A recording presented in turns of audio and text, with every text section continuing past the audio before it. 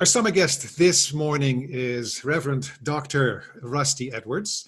He is the minister with First Baptist Church. Today we'll be talking about the story of the flood, Noah and the ark and all that. And my first question to Rusty, of course, is why this particular story? Why does it speak to you?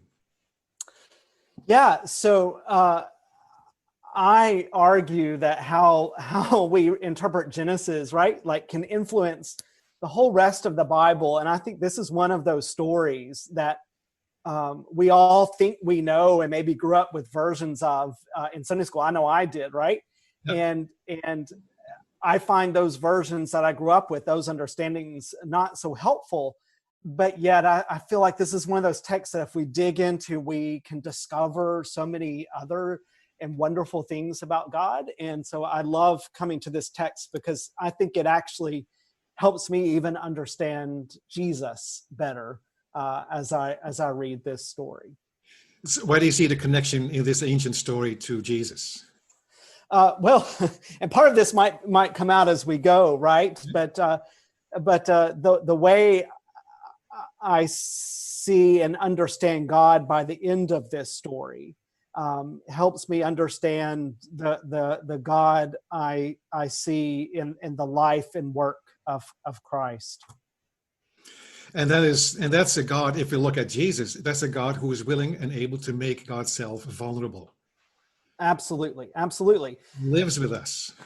That's right. In the beginning of the story, right? And I think there's a significant change in God by the end, but even in the beginning of the story, right? It talks about God being grieved to the heart to look at destruction that's happening within creation. So it's already, there's this image, even in the beginning, I don't think it's just a vengeful God we have, but one that's vulnerable and hurts, right? And aches. And what happens without hurt and ache, I think changes. But in the beginning, it's even there. You see an image of a loving God. This is not a smiting God. This is a God who regrets and says, we can do better than this. And then That's right. And then God hits the reset button. right. Which is, yeah. And one of the things I think there, though, that's important is, and again, not to make an excuse for genocide, right? And that's part of the text I think is problematic, obviously, if we read it like that. But even then, you can see a God saying, look, humanity that was created to nurture creation, to be in relationship and all the possibilities for relationship, it's being destroyed. And we might argue that creation is quickly turning on us humans even now. And the question is, should it be a slow process to preserve creation, or is it better just to be done with it, right? Yeah. And so you can understand a grieving God watching creation being destroyed, watching human violence against human, and just say maybe it's just time to put this out of misery, right? In the misery, and let's start over. God reaches a different conclusion at the end, but this is how it begins. Yeah. That's how it begins. And then God sees the results. God sees the results of it and regrets it. Yes, right? That's right. God almost says, like, oh my God, what have I done? Yeah, like you wonder what happens, in the, I think it's 150 days once the rains start, when suddenly God remembers Noah. We don't know. Maybe God was so deeply depressed at what had happened, at the cries of God's creation. But then 150 days later, wakes up, and yet the very first thing that happens, right, is Noah comes out and worships, builds an altar, Thanksgiving, can't do anything else. Yeah. And already God realizes that humanity is no different than they were pre-flood. Yeah. Yes. Yep. What I like, I'm not sure, maybe you can give me your thoughts on this, but as you said already, we all know that image of the ark and all the cute little animals on board. What I like about that idea, about that visual is, or about that image is how God puts all of creation in a nutshell together, almost like this to teach us this is how you should be living together. You have to learn again. But I'm putting you. Yeah. Yeah, I love that image, right? Of course, it ignores the ones not in the art, but yeah, like you're going to have to figure out humanity and animals, what it means to be together. Yeah. And when you say that, it sparks my memory. In church architecture, the ancient cathedrals and even some of the architecture that's picked up in the building that First Baptist has, right? The idea is when you look up into the ceiling, you're looking up into the hull of a boat, of an ark, right?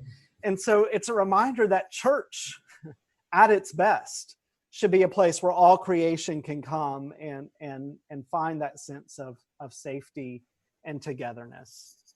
Yeah. Yeah. But you say it, as you say, there's a lot of there's many elements in there that we overlook in that story. One of the elements is that, and it took me a while to wrap my mind around, is that God realizes that Plan A didn't work.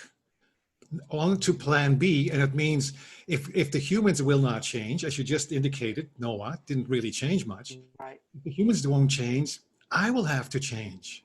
Yes. That is radical. That is, I can't think of any other mainline religion, faith system that has that built in.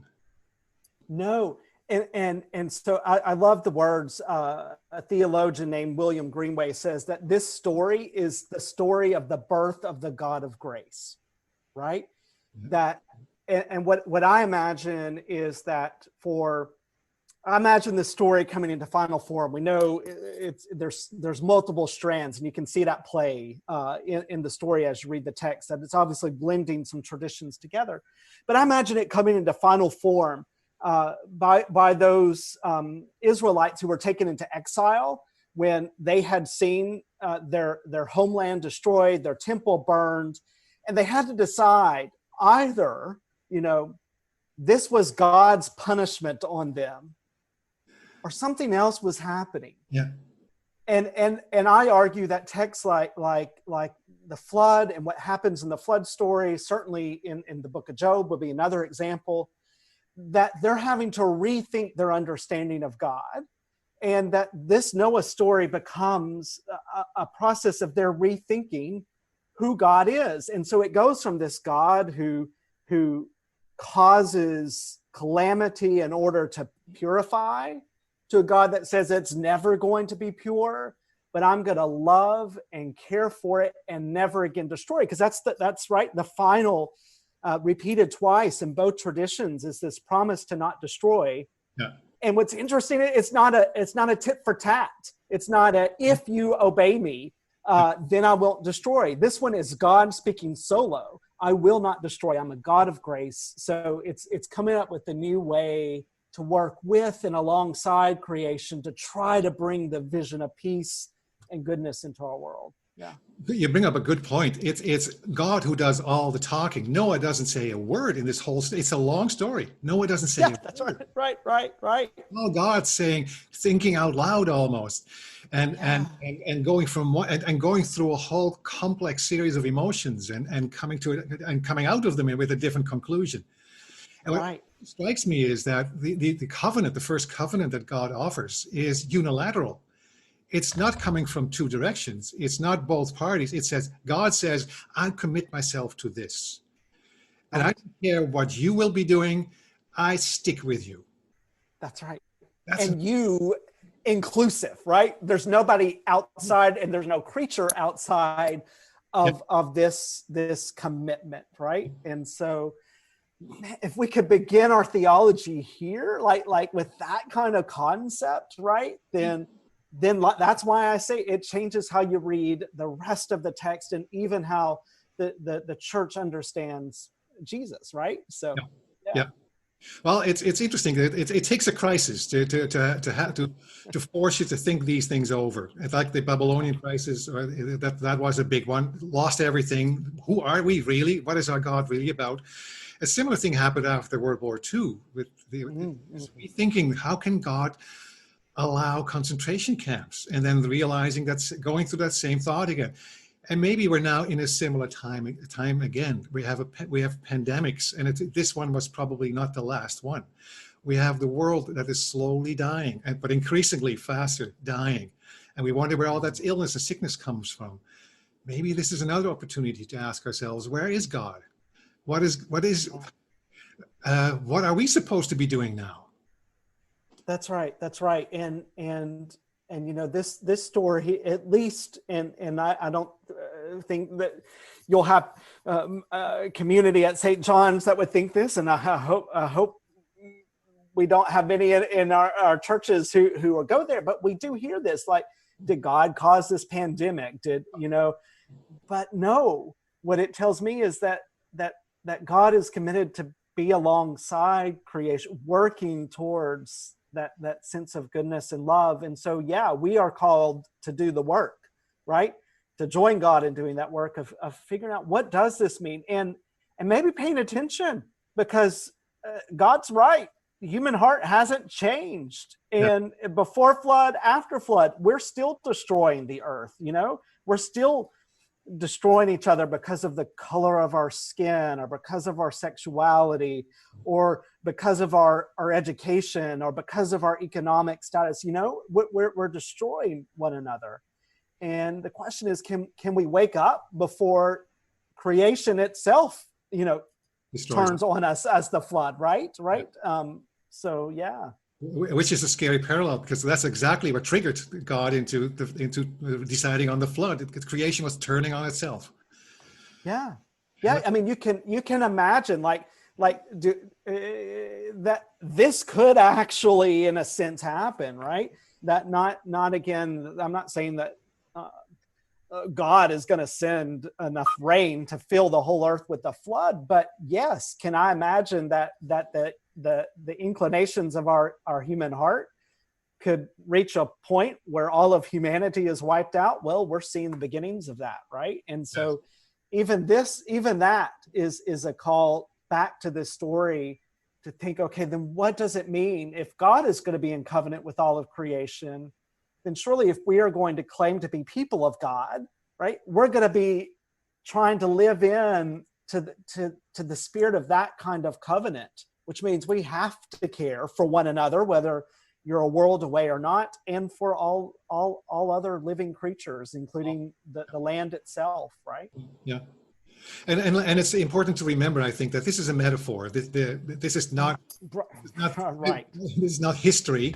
This is how history was experienced and how it was expressed visually, and which is pretty much all of the Old Testament. Much of the Old Testament is metaphorical. It is right imagery to show that how what God was being experienced as, and apparently at that point in time, and you already mentioned it. This was written during the exile.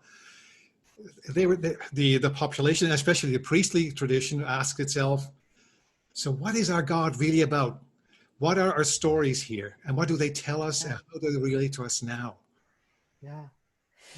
And isn't it great then that they give us stories in which they're not afraid? I mean, obviously the story itself is this change in God, but to step back and to say, we're not afraid to narrate our own changing understanding. And we can even narrate a changing of understanding and call it sacred scripture, right? Which tells us that, you know, if our faith stops at a creed as if it's done because somebody else wrote a statement of it, you know, 1,000 years ago, then we're in trouble, because this is a God and a people who are constantly re-understanding. And this story gives us not only permission, but I think the mandate to be a people of faith like this, right? Who aren't afraid to express our change in an understanding of who, what, how God is, and to just give up on those ideas of you know, the omnis. God is unchanging, always here, everything happens. No, that's not what I encounter as the God in Scripture. Yeah. But again, we don't have a reason to question those things and start to think about them until until we hit some wall. That's right. That's why I'm really grateful that you took this particular text, because this is a text about a crisis and how we reconfigure our faith and rethink our faith in those times of crisis. Where else do you see it apply to, let's say, the not just the pandemic we are going through and will be seeing more of, but of course the anti-Black racism protests and yeah, and I was just thinking, right, and I feel like I could only scratch the surface here, right? But especially as one who grew up in the deep southern U.S., right, and please, I know we have a lot of problems and challenges and anti-Black racism, anti-Indigenous racism right here in Halifax that we need to work on. But it tells me I need to be listening to the voices of modern day liberation theologians, of historically marginalized voices, of womanist theology, which is, right, the Black woman theology, right? Because I find concepts and understanding of God change, and like there can't be just a distant God in the sky, uninvolved in just, like, God's got to be right here, right, caring, and God is found in the work of standing up against injustice, and sometimes we have to be awakened to that, and then to recognize maybe sometimes our own churches, our own ways of understanding faith have been part of the problem. And we're shaken awake right now. We're being shook awake. Absolutely, that's right. We need to leave it here. We only just started. That's right. Good. Well, thank you very much for this wonderful conversation, for your insights, for your sense of humor, and for your optimism.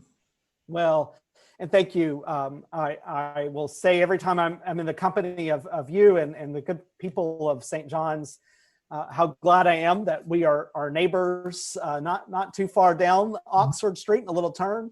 But I'm thankful for your commitment and your work and your witness here in Halifax. So please keep pushing us all, right, to think about our faith like you historically have. Wonderful. Thank you. All right. Grace and peace.